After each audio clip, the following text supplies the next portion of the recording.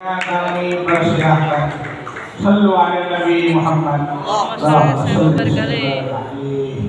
Bismillahirrahmanirrahim. Assalamualaikum warahmatullahi wabarakatuh.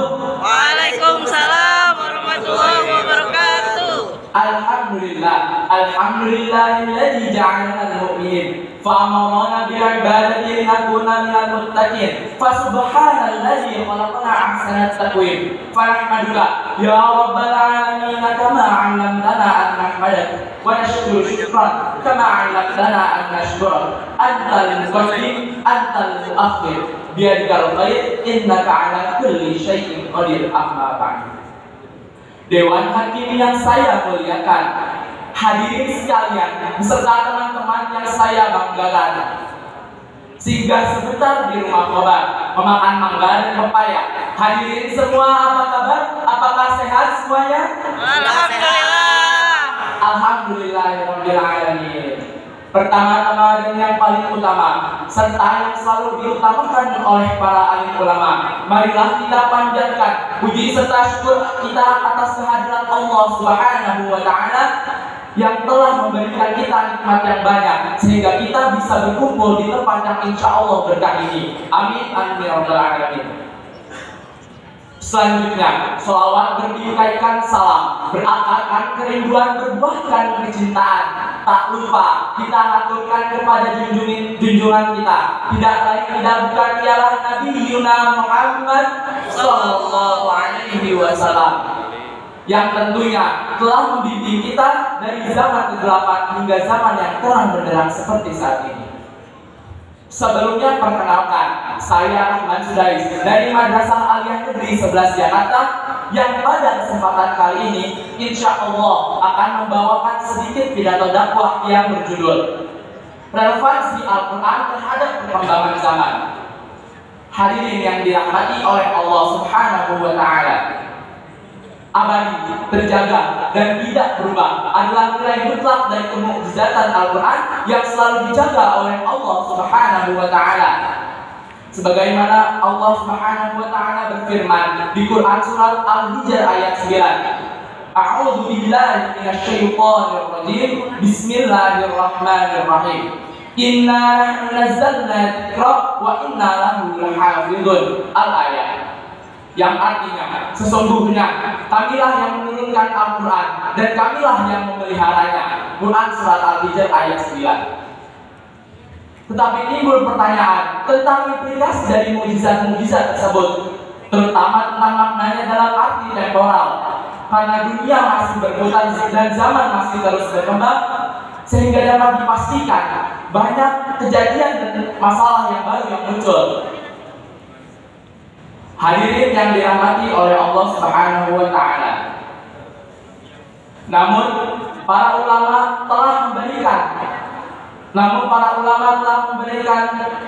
suatu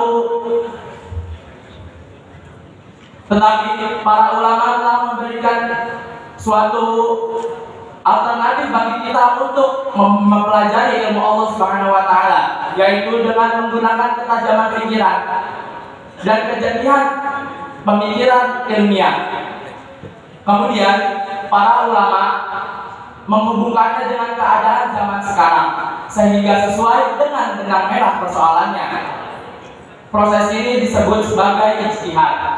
Hadirin yang dirahmati oleh Allah Subhanahu wa Ta'ala, namun Al-Quran tetap menjadi prioritas utama oleh para ulama untuk menentukan kebijakan hukum masa kini. Karena apa?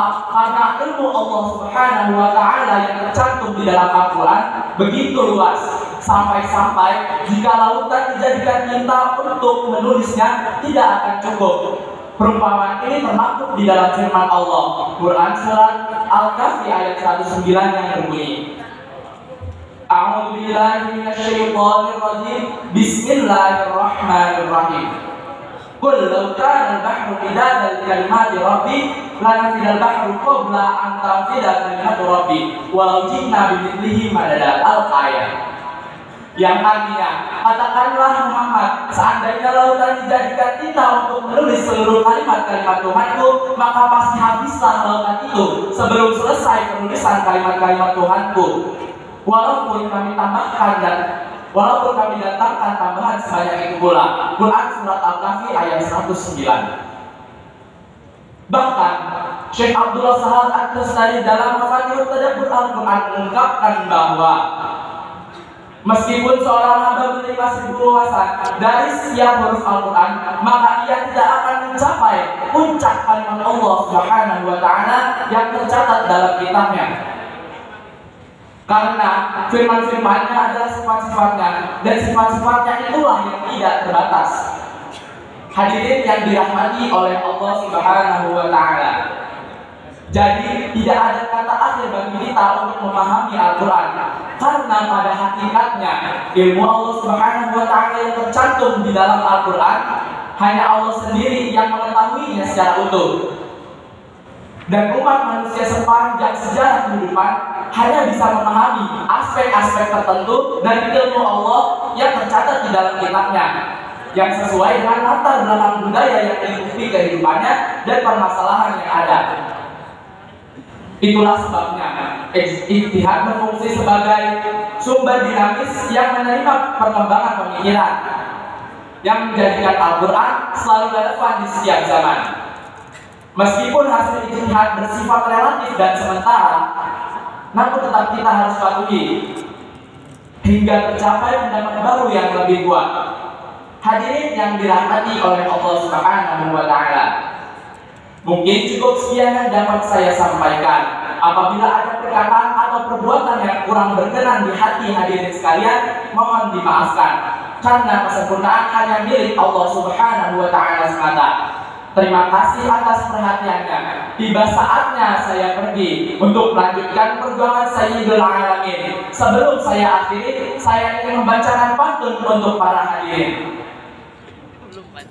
Memelihara Al-Quran adalah kemuliaan, namun jika gagal akan dimurkai. Mungkin dari saya cukup sekian. Selamat tinggal dan sampai jumpa lagi. Yumkin hada minni astaghfiru fi kulli khata'in fil amal wa akhraji fil lisan fa insan illa hal khata' wa nisyan. Undur maqala wa la tandur maqala wallahu muwaffiq ila aqwamit thoriq. Akhirul kalam, tsumma assalamu alaikum warahmatullahi taala wabarakatuh. Waalaikumsalam warahmatullahi wabarakatuh. Alhamdulillah.